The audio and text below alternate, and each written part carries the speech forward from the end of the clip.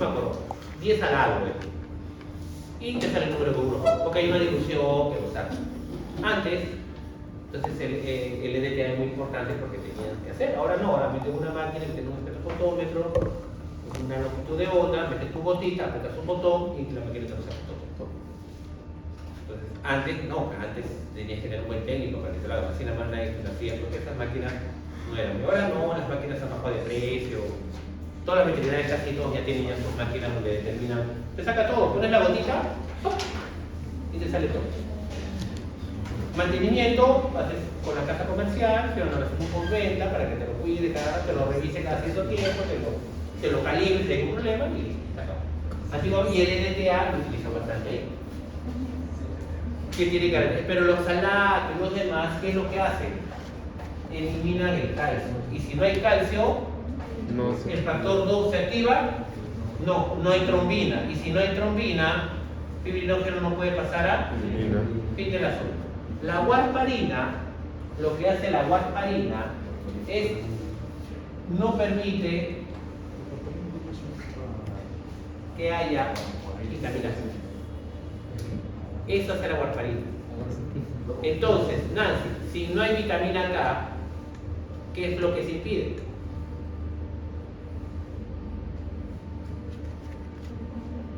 Si tenemos warfarina, los residuos blandos. Porque la vitamina K se encargaba de pasar del residuo glutamato al residuo gamma carboxiglutamato. Entonces, y si no hay residuo GLA, ¿tiene tarugos o no tiene tarugos? No. Y si no tiene tarugos, nunca se podrá ensamblar aquí. Y si nunca se puede ensamblar aquí, nunca el fibrinógeno pasará a fibrinas. Y si el fibrinógeno pasa a fibrinas y el fibrinógeno es soluble, ¿se podrá formar un buen coágulo? Bueno, no. Los rodenticidas tienen warfarina. Ahí nos mencionan otros, los rodenticidas tienen warfarina. Y si tienen warfarina, pues entonces, ¿qué ocurre al final? Los animales mueren por sangrado. Pero no muere hoy. Porque hoy, en sangre, tienes factores de coagulación y de vitamina K que están ahí. Tendrá que llegar un momento en que estos se agoten, y cuando se agotan, ya no puede producirse una nueva. Ahí entonces el problema viene no hoy, sino en una semana, en 10 días. Porque tienes en este momento, si le colocan un animal, un roedor, tú le pones warfarina, hoy no se va a morir de sangrado, se va a morir en una semana. Cuando se agote lo que tenía. Y dime, si tengo un roedor y le aplico warfarina y lo pongo en una cajita, ya, y tengo otro roedor que lo tengo ahí, vida libre, y los dos consumen warfarina, ¿los dos se morirán por hemorragia? ¿O el que está en una cajita no se morirá de hemorragia en 2 semanas? ¿O también se morirá de hemorragia? ¿Tendría que haber una lesión, profe? Entonces, si no hay lesión, no se muere ese roedor. Los dos roedores se mueren. ¿Por qué? Porque hay que entender de que nosotros, el mismo hecho de movernos, de levantar la mano, de correr, se forman pequeñas lesiones del endotelio. Si yo hago así ahorita, ya se rompieron el endotelio, ya se rompió el endotelio. En este momento, hay daño de vasos sanguíneos muy pequeños en los capilares. En este momento, hay vasos sanguíneos que se han roto y tienen que ver esta cascada de coagulación. Exponencialmente o muy pequeño en el lugar de la lesión. Muy pequeño en el lugar de la lesión. Estos roedores igual, el mismo caminar ya te están agotando factores de coagulación. Si aplicas warfarina, en una semana, ¿qué pasa con tus roedores? Mueren de hemorragia. Se corten, no se corten, caminen, no caminen, se van a morir. Porque los factores de coagulación tienen que estar renovándose constantemente. ¿De acuerdo? ¿Ya está? Claudia, conforme. Ya. Otra pregunta. Vamos a ver esto. Sobre las células de Cajal. Las células intersticiales de Cajal. ¿Qué quieres saber sobre las células intersticiales de Cajal? Todo, profe. ¿Todo? Aquí todo, ayúdanos, porque es grande, enorme. Su función. Función. Esto, ¿alguien más quiere hacer una pregunta sobre coagulación para borrar mi gráfico de coagulación? Porque da pena. Profe, usted preguntó en coagulación que la fibrina no es muy estable. ¿Cuál? Claro.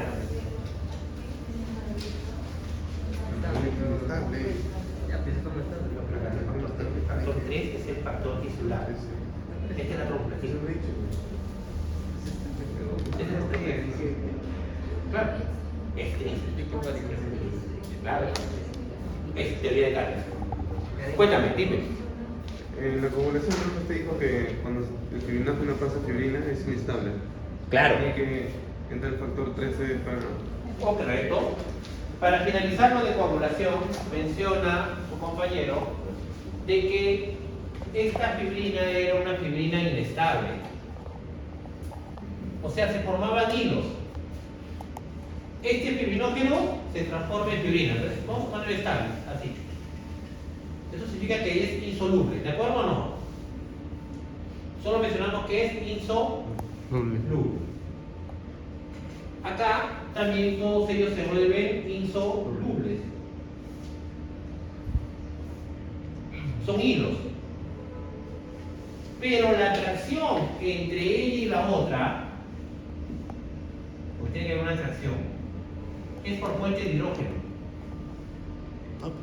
Tiene un delta negativo y este tiene un delta positivo. ¿Por qué? Porque tienen todos residuos de aminoácidos, tiene un COH o un NH2. Entonces uno tiene COH, se vuelve, pierde el hidrógeno, se vuelve COH negativo. Tiene un delta negativo y el NH2 gana el hidrógeno, se vuelve un NH3, tiene un delta positivo. Los aminoácidos tienen un delta positivo y un delta negativo. Es bioquímica, ese ya no es mi asunto, pero tiene así, delta negativo, delta positivo. La atracción entre ellas es por puente de hidrógeno. ¿Y el puente de hidrógeno es un enlace fuerte o un enlace débil? Débil. El enlace puente de hidrógeno es el enlace débil. Lo más común que pueden acordarse ustedes es del agua. Tengo el oxígeno, tengo el hidrógeno, y acá tengo otra molécula de agua, aquí yo el oxígeno, este es un enlace covalente, y como acá se forma una nube y el átomo de oxígeno tiene más protones que el átomo de hidrógeno, porque en la tabla periódica está en el 1, no está en el número 8, por lo tanto va a atraer muchos más los electrones. Y como atrae muchos más los electrones, y como el hidrógeno tiene un solo electrón, y acá el oxígeno tiene, su octeto tiene 6 en la última capa. ¿Por qué? Porque es 1s2, 2s2 y 2p4. ¿De acuerdo? Tiene 8 es el número atómico. ¿Oxígeno o 16? 16. ¿Puede por favor ayudarme, por favor?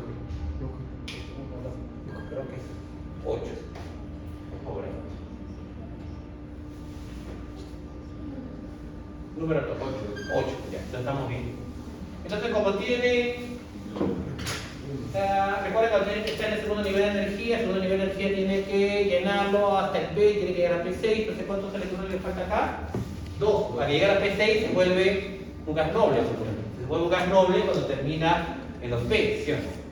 Puesto en la tabla periódica, cuando llegas a P6, están los gases nobles, el último grupo, pues, ahí lo tenemos, el 8A. Y él tiene un hidrógeno y él tiene un electrón.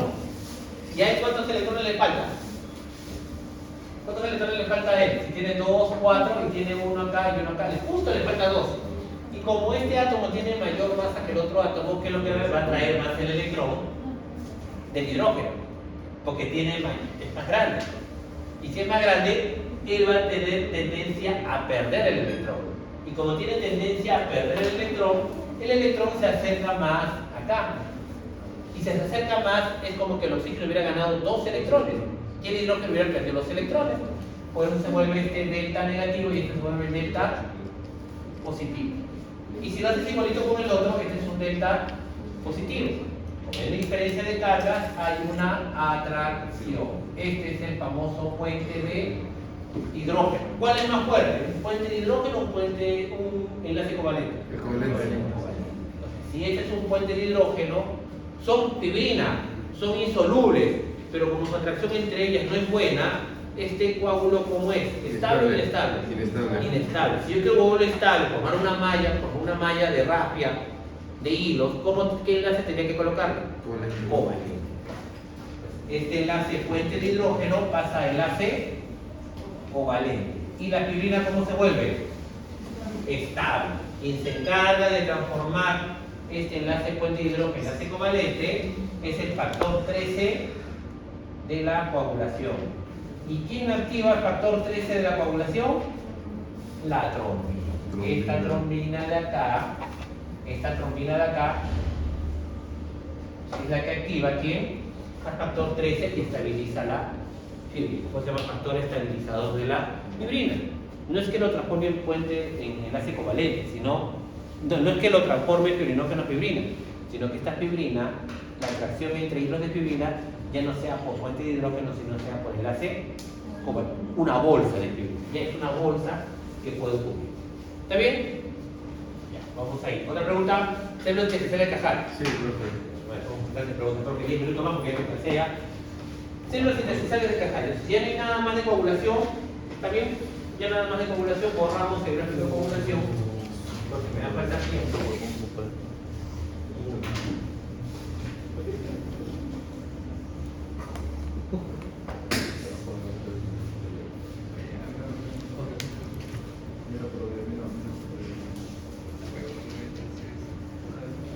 Estamos sobre el pasito de bioquímica básica.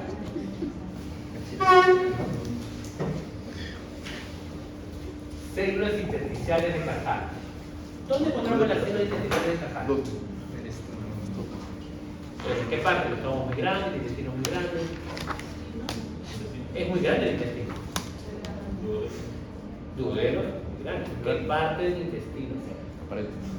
Pero la pared es grande, me como un choncholín, me como todo. Están pegadas en las células musculares, profe. ¿Ah? En las células musculares del intestino. Se encuentra cerca de las células musculares.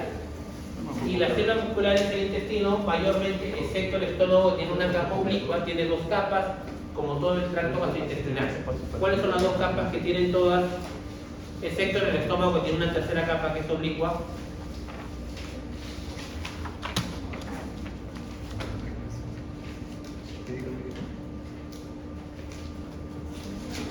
¿Capa mucosa, profe? No, La capa mucosa es la que está en contacto con el lumen. Ella circular interna y longitudinal externa. Claro que sí. Tiene la circular interna y tiene la longitudinal externa. Si yo le hago un corte, yo lo voy a leer así, ¿de acuerdo? Circular y longitudinal porque está pasando, ¿de acuerdo? ¿Y qué hay entre la circular interna, Nicole, y la ¿Plexo, profe? el plexo mioentérico? ¿Por qué se llama mioentérico? Porque está entre los músculos. Porque el otro plexo es el plexo submucoso que está debajo de la capa mucosa. El plexo mioentérico porque está relacionado con algo. Entonces el plexo mioentérico tiene neuronas acá, este es el sistema nervioso entérico. Y como es un sistema nervioso entérico, tiene bastantes axones que conecta a ambos.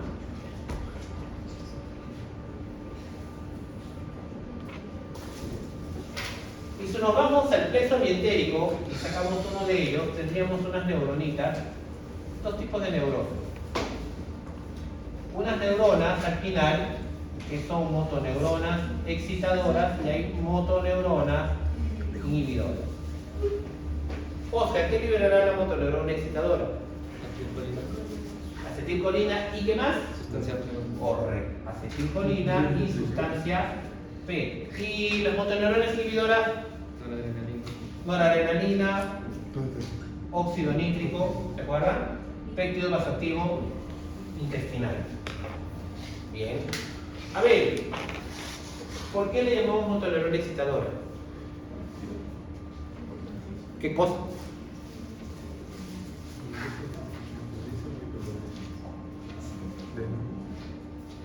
Eso es lo que están preguntando. Yo estoy respondiendo a lo que ustedes dicen. ¿Por qué se le llama motoneurona excitadora y se le llama motoneurona inhibidora? Estamos ampliando esta partecita de acá nada más. ¿De acuerdo o no? Hemos dejado el circular interno, longitudinal externa y todavía no he hablado nada de las células externas de acá. ¿Ah? O sea, esta neurona se despolariza y esta neurona se hiperpolariza. Si esta neurona se despolariza, genera un potencial de acción en el cono axónico y que libera. Acetilcolina. Y si esta neurona se hiperpolariza, ¿genera potencial de acción? No. Y si no genera potencial de acción, no liberaría. Entonces eso no podría ser. Sí libera. Sí libera. ¿Ah? Sí libera. Los dos liberan. No, es que por ser motoneurona, la motoneurona libera neurotransmisores. Las motoneuronas están especializadas al final que si le estimula a alguien, si alguien está anterior a él y libera, ejemplo acá libera glutamato y el glutamato estimula, eso también debe liberar tal vez glutamato, no lo sé. Estas dos generan potencial de acción. Las dos van a liberar el neurotransmisor, pero yo como motoneurona excitadora voy a liberar un neurotransmisor que a la célula que voy a actuar, ejemplo, si fuera acá, la activo, la despolarizo. Si la despolarizo, aumento su actividad. Esa sería una motoneurona de qué tipo? Excitadora, porque estoy liberando acetilcolina, sustancia P, tendrá que tener receptores para ello. ¿Y qué pasará con su compañera? Se despolariza. Si soy motoneurona inhibidora, yo libero el neurotransmisor. Pero ¿qué haría acá sobre esta célula? La hiperpolarizo. Y si la hiperpolarizo, ¿le aumento la actividad o le disminuye la actividad? Disminuye. Yo soy motoneurona inhibidora. ¿Y si no libero nada? No hago nada. No me interesa. Lo que me interesa a mí es qué es lo que yo libero. Ojo, una motoneurona excitadora, una motoneurona inhibidora, aquí no van a liberar el neurotransmisor. Lo que ocurre es que hace ese neurotransmisor sobre la célula blanca. ¿De acuerdo? Por lo tanto, estas dos neuronitas, ¿a dónde liberarán su acetilcolina por un lado o liberará la noradrenalina como óxido nítrico por otro lado? ¿Sobre quién? El músculo. Sobre el músculo.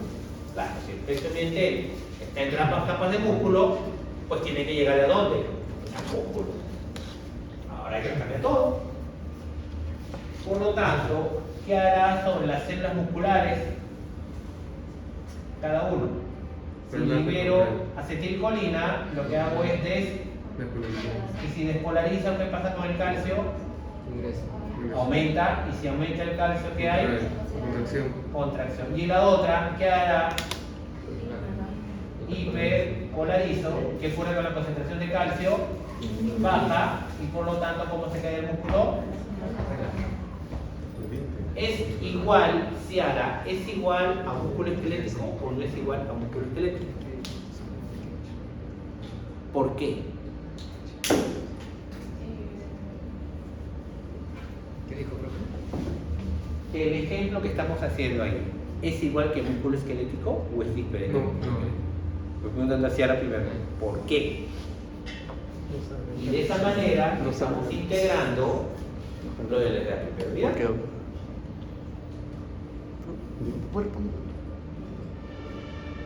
¿Qué es eso?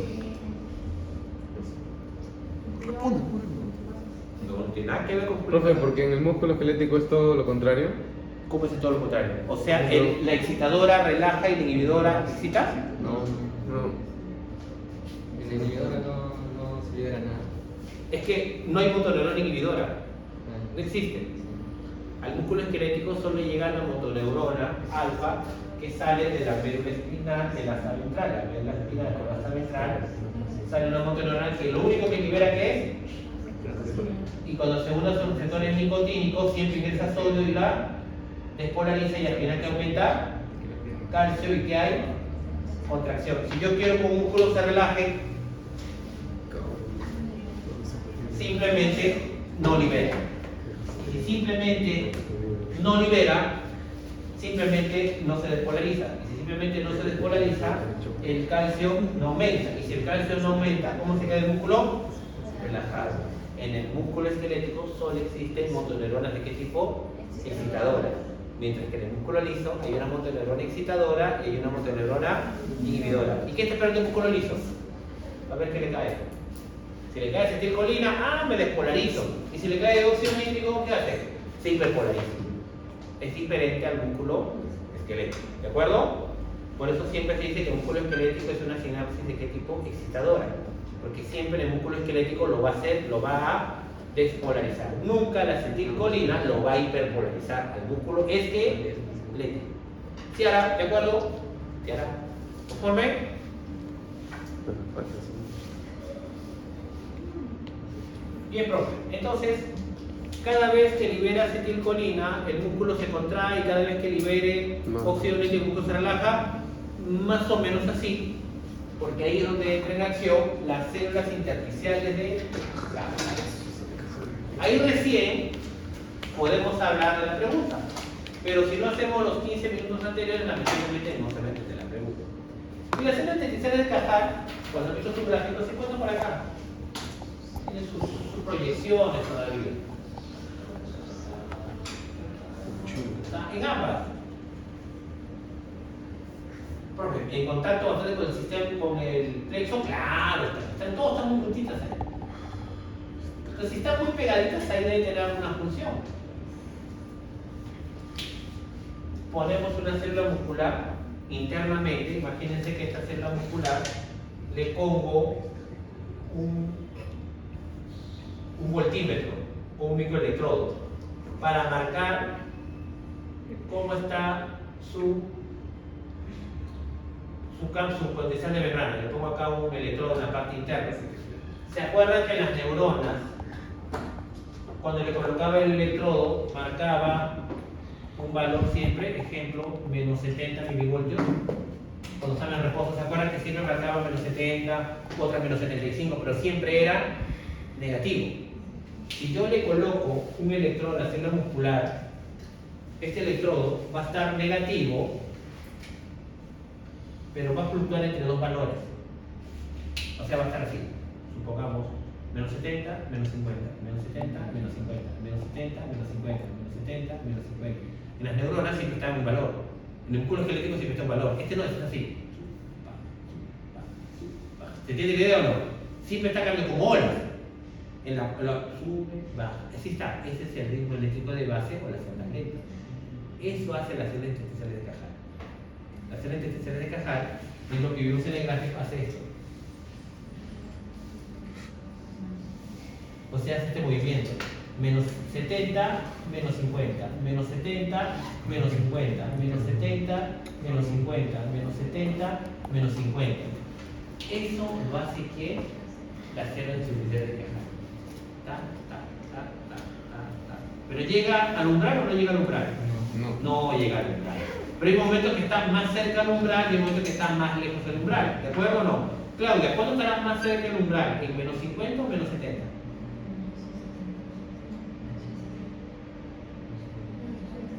¿Menos 70? Menos 50, porque es menos negativo y está más cerca del umbral. Será menos 50, menos 70, menos 50, menos 70, menos 50, menos 70, menos 50, menos 70, menos 50 y menos 70. Y si justo comienzas a tener así, menos 50, menos 70, menos 50, menos 70, menos 50, menos 70, y esta motoneurona libera acetilcolina, ¿qué va a pasar? Aumenta. Va a subir más arriba. Y si llega al umbral que genera las salvas de potenciales, y las salvas de potenciales aumenta cada vez, ¿qué pasa con ese músculo liso? Se contrae. Y si en otro momento, está en menos 70, menos 50, menos 70, menos 50, libero noradrenalina, ¿qué va a pasar? Esto se vuelve más abajo. ¿Será más fácil que llegue al umbral o más difícil? Es más difícil. Y habrá, si no llega al umbral, generar más potenciales o menos potenciales. Entonces, ¿qué pasará con el músculo liso? Está normal. Va a estar relajado. Eso hace la célula intersticial de Cajal. Por eso la célula intersticial de Cajal tiene que estar filtrada. ¿Conforme con la respuesta? Lamentablemente no tengo que hacer 15 minutos anterior porque si le digo directo no puedo entender, pero hay que hacerlo con 15 minutos previos. Vamos. Otra pregunta. Un párrafo.